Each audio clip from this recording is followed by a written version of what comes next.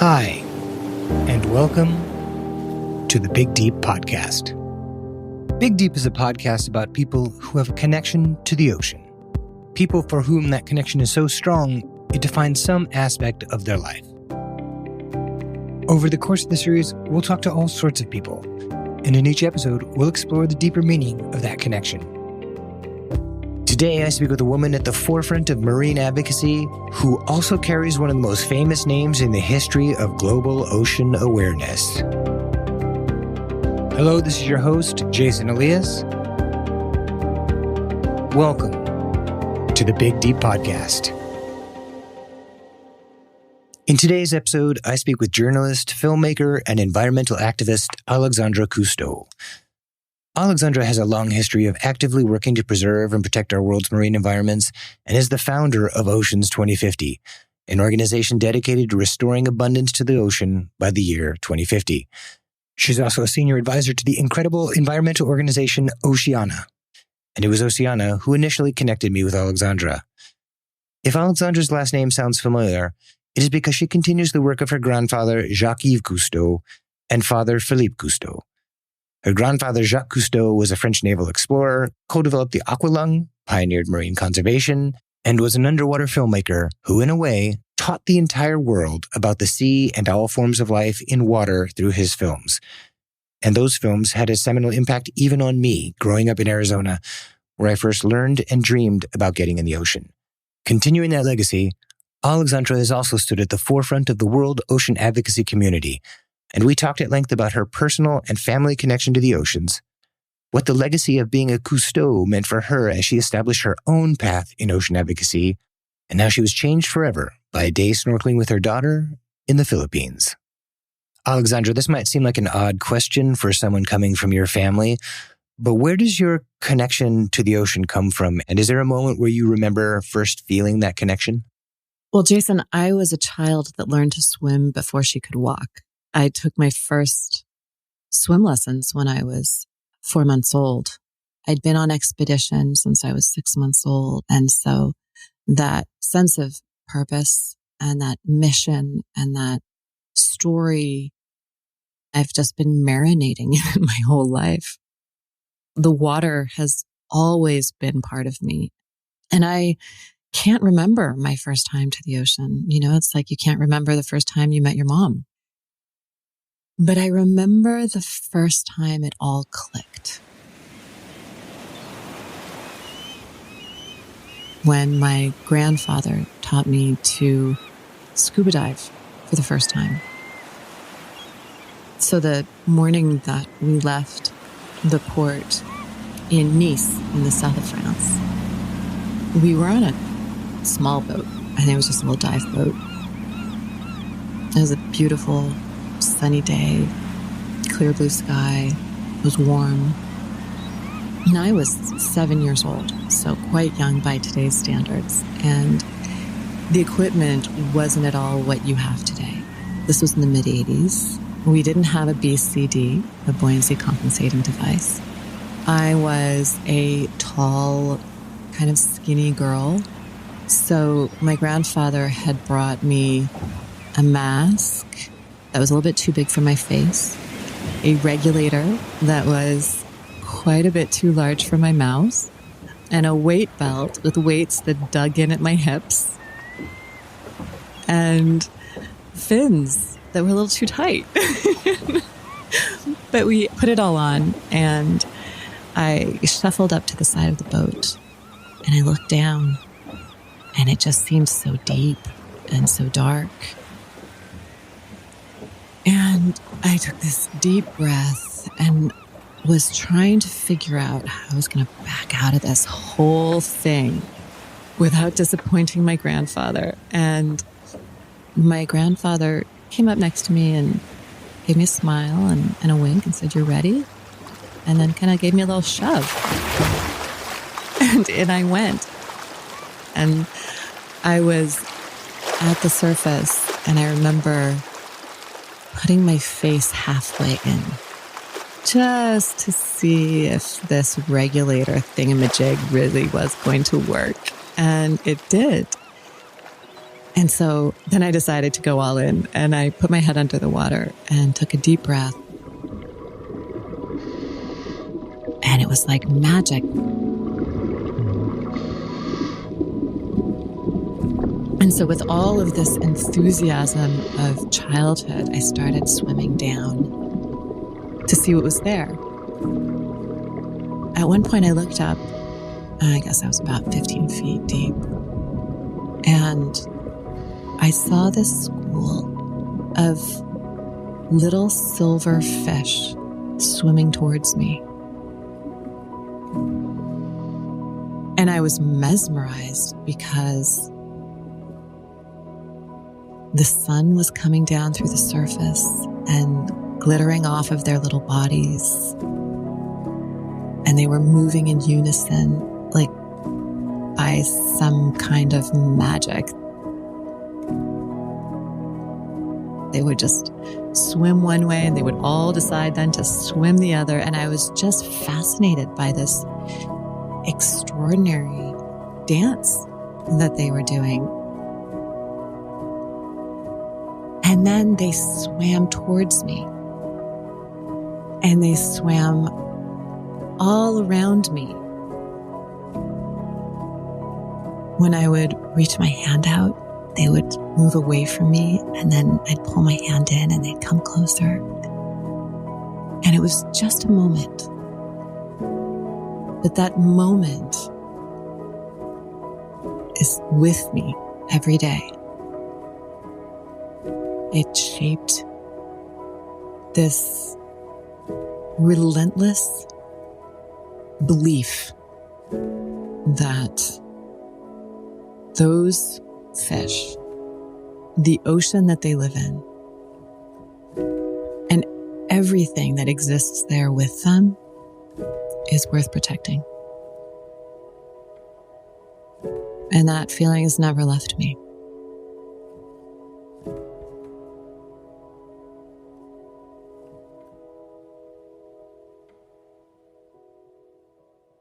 Wow. That's a beautiful story. I think one of the things it speaks to is how some of the most profound moments we can have in the ocean sometimes are some of the most simple. And maybe we don't even recognize that until later. And it also sounds like one of the gifts that your family legacy gave to you was a profound sense of wonder about the ocean. Would you say that's fair? Well, I think if that moment hadn't been so profound, it wouldn't have shaped me in the way that it did. Profound moments in the ocean, though, are quite common. And if you're fortunate enough to go diving on a reef that is still intact, it's just extraordinary what you can see. You can sit in front of the same square meter of coral reef and never stop seeing things. And if you're there long enough, the little fish will start interacting with you and trying to chase you away from their patch of seaweed. And a little cleaner shrimp will come over and try to clean your finger. And those are my childhood friends. For me, at least, the ocean has been in me my whole life. And that is my purpose. That is my mission. It is what brings me joy. It's also what I grieve for. It's a beautiful thing to fight for. And I think that one of the greatest gifts that my family gave me was this sense of purpose that drives me forward every day. You know, I wondered in advance of this interview if the family name that you carried had both benefits and burdens as you tried to forge your own path. And when you told the story of your grandfather nudging you off the boat when you were going to go scuba diving for the first time, it seemed to me to encapsulate in some way all of the complexities of that relationship. So like every child with their parent, there were certain expectations that maybe you weren't even aware of or that you took on around doing something with that family name. But it also might have given you a sense of deep wonder about the oceans on a level that very few of us would have ever been able to experience growing up as children. Is there truth to any of this? Yeah, you're right about all those things. My family never put expectations on me or never forced me. And from the time I was a child, they included me in what they did, and they included me in the conversations. They just kind of opened the door for me to walk through. And that shaped me. That inspired me. And I adopted that sense of purpose as my own. It doesn't mean that I've always known exactly what to do. Because many times I've thrown myself into big projects with big ideas and they haven't panned out, and others have. And so I've felt my way along this path. But there has been a cost to this as well. Being a woman in a male-dominated legacy is difficult. You know, even just 30 years ago, there weren't a lot of women explorers. Even for my grandfather's crews, they were all men. I think representation is important. And I love today seeing so many women out there of all colors doing all kinds of things. I'm a National Geographic explorer. There are so many women in National Geographic. The Explorers Club has also started including many more women than they used to.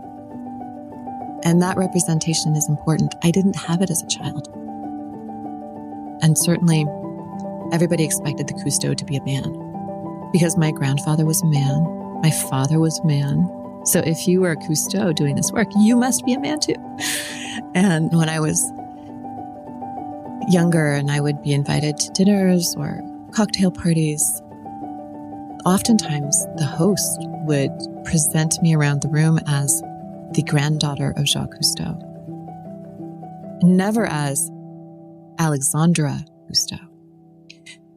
And it had always been my goal to accomplish enough on my own that who I was and what I had done would be more important than who my grandfather was and what he had done.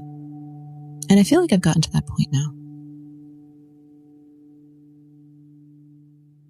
Well, it's evident over the years that you have crafted your own way and made your own mark. I'm curious, being at the forefront of the ocean environmental movement, working with partner organizations like Oceana, what's your take? Do you ever feel disheartened around the state of the ocean? And is it still possible to save it? People often ask me, don't you feel hopeless? What can we do? But when I have those moments, and I do, my husband always says something to me, which has been really helpful. He says, the end has not been written, and there is no telling what we'll do between now and then. Human ingenuity has the extraordinary capacity to turn things around. And I feel like we may be getting to the point where there is enough momentum and enough people who want to protect this beautiful, precious planet we live on for our children, who want the oceans to be full of life the way my grandfather first experienced them and filmed them and shared them with everybody else. And I think one of the great life-changing moments I've had recently was when I called a friend of mine who's a scientist. He's one of the great marine biologists of this moment. And I asked him, is it inevitable that my daughter will be the generation of my family who will write the obituary for our ocean? And he said, no, actually. Science tells us that if we act in the next decade, we can restore the lost abundance of the ocean. back to the same abundance that your grandfather once experienced it. And who knows what we can do in the next 10 years to turn it around. And there will be ideas and people and solutions and inventions because more people are feeling the urgency to act. The opportunity still exists to create great change. And that is what gives me hope. And I think creates this obligation for us to seize this last moment, this last window of opportunity to save our oceans and save ourselves in the process. I think in some ways to work on problems this large, you have to be somewhat of an optimist. You have to believe that things are still possible. Those of us who are deeply connected to the ocean are very fortunate because we've actually discovered a way to connect with the world in a very direct way. And I think sometimes that can sustain us and keep us optimistic about the world because we are experiencing the wonder of the ocean. I would imagine with the path that you've chosen for your life, you've had all kinds of incredible experiences in the ocean. But is there one moment you could point to where you felt especially connected to being in the water? So about 4 years ago, I went to the Philippines with Oceana, and their Philippine office had just opened. And so I was there to support them, to help open doors to heads of state and the media, tell their story. We met small fishing communities and university students and all kinds of different communities. And I brought my family with me. I wanted them to see what I was doing and where I was and meet the people that I was meeting.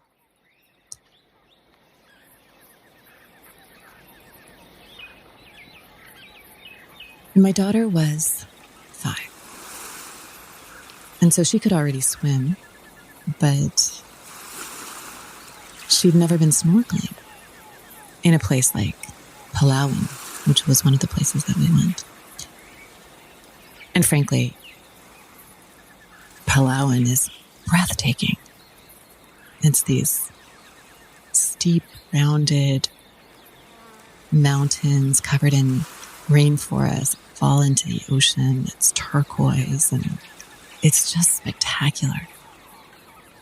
And I had a chance to take my daughter snorkeling for the first time in this place. It was amazing.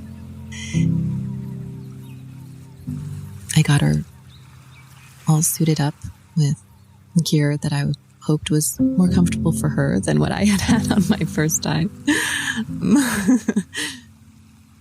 And she held my hand and we went snorkeling. And there was just life everywhere. There were these big schools of jacks and these little sardines. And she didn't flinch. She was snorkeling and pointing at everything, the colorful reef fish, and then we snorkeled out deeper and she couldn't see the bottom, but that's where the bigger fish were. And she kept pointing and pointing and pointing, and she was so excited about seeing this ocean world. You know, I could tell you so many stories about the time that I was in the water with humpback whales, or the time that I was in the water with sharks, or the time a juvenile manta ray came and swam belly to belly with me. But I think of all the stories that I have, that one, it was of the same power as my first dive, taking my daughter snorkeling. It had that same kind of life-changing flavor to it, because that was where the two purposes that I have in my life came together. My daughter still, at 10 years old, talks about that day. And she still remembers it. And she remembers the feelings that she had and the awe and the wonder. And it was an inflection point in my life. Everything made sense in a different way after that.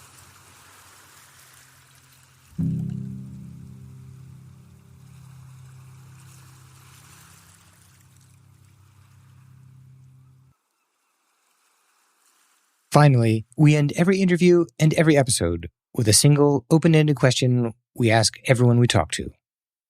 What does the ocean mean to you? Connection, legacy, identity, hope, future, love, joy. They all kind of crowd in at the same time. It's not like there's just one that comes to mind. But maybe that's because I've spent my whole life there. And it is a multifaceted relationship that I have with the ocean. Thanks for listening to the Big Deep Podcast. Next time on Big Deep. We drove into the jungle and had to cut through some brush. And here's this limestone structure. It was a temple. They called it Temple Cenote. We really appreciate you being on this journey into the Big Deep as we explore an ocean of stories. If you like what we're doing, please make sure to subscribe wherever you listen to podcasts. Also, please like and comment, because those subscribes, likes, and comments really make a difference. For more interviews, deeper discussions with our guests, photos, and updates on anything you've heard, there's a lot more content at our website, bigdeep.com. Plus, if you know someone who you think we should talk to, let us know at our Big Deep website, as we are always looking to hear more stories from interesting people who are deeply connected to our world's oceans. Thanks again for joining us.